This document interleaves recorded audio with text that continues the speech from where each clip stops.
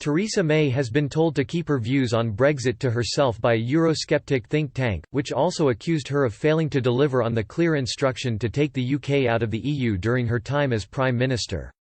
Mrs May quizzed her replacement in Downing Street, Boris Johnson, about what Brexit would mean for data sharing and border security.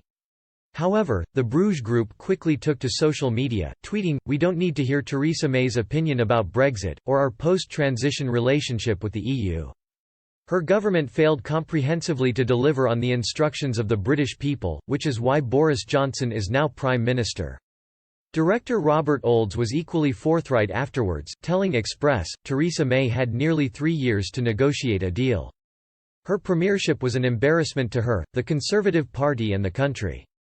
A dignified silence would not go amiss, and that would help Theresa May's reputation in the long run.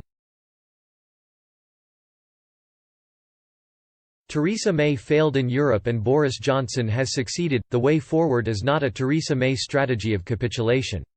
It is to stand firm against the EU. Then Brussels will do the right thing and come to a free trade agreement whereby everybody wins. If not, the European Union will find itself in even more economic difficulties. Boris Johnson knows the way forward, unfortunately Theresa May did not. The Bruges Group's post struck a chord with many Twitter users.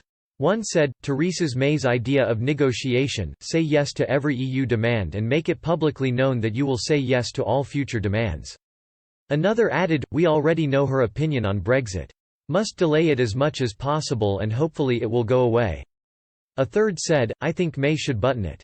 She did a grave disservice to Britain."